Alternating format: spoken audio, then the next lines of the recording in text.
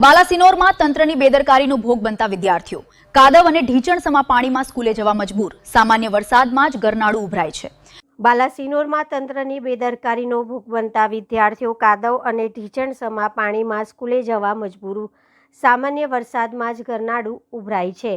કાદવમાં શિક્ષણની સફર પાંડવા દોલતપોરડા માર્ગ ઉપર વિદ્યાર્થીઓની દુર્દશા।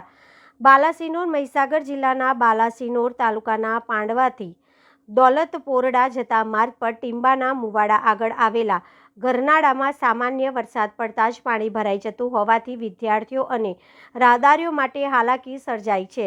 વરસાદી પાણીના યોગ્ય નિકાલની કોઈ વ્યવસ્થા ન હોવાથી દર ચોમાસે લોકો કાદવ અને ઢીંચણસમા પાણીમાંથી પસાર થવા મજબૂર બની રહ્યા છે। છતાં પણ જવાબદાર તંત્ર આ ખાડા કાન કરતું હોવાનું સ્થાનિકોમાં ભારે રોષ જોવા મળી રહ્યો છે। આ માર્ગ પરથી ટીંબાના મુવાડા, તાજીરી, દોલતપોરડા અને ધનેલા કંબોપા ભૂંડિયા ગામના વિદ્યાર્થીઓ પાંડવા ખાતે આવેલી વીડી માયાવંશી સ્કૂલ, પ્રગતિ વિદ્યાલય, કન્યા શાળા અને કુમાર શાળામાં અભ્યાસ માટે રોજ અપડાઉન કરે છે। પરંતુ ચોમાસામાં ગરનાળામાં પાણી ભરાઈ જતા વિદ્યાર્થીઓને જીવના જોખમે કાંદવમાંથી પસાર થવું પડે છે। સ્થાનિકોના જણાવ્યા મુજબ અનેક વખત દ્વિચક્રીય વાહન કાદવમાં સ્લીપ ખાઈ જતા અકસ્માતના બનાવો બનવાની શક્યતા રહે છે। બીજી તરફ મોટા વાહનો પસાર થતા કાદવના છાંટા વિદ્યાર્થીઓના યુનિફોર્મ પર પડતા હોવાની બાળકો શરમ અને મુશ્કેલીના કારણે સ્કૂલે જવાનું પણ ટાળે છે।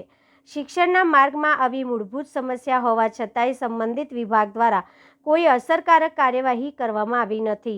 સ્થાનિકોમાં પ્રશ્ન ઉઠી રહ્યો છે કે જ્યારે સામાન્ય વરસાદમાં જ ગરનાળું ઉભરાઈ જાય છે ત્યારે ભારે વરસાદ દરમિયાન પરિસ્થિતિ કેટલી ગંભીર બનતી હશે। જો સમયસર પાણીના નિકાલની વ્યવસ્થા કરવામાં નહીં આવે તો કોઈ ગંભીર અકસ્માત સર્જાય તો તેની જવાબદારી કોણ લેશે?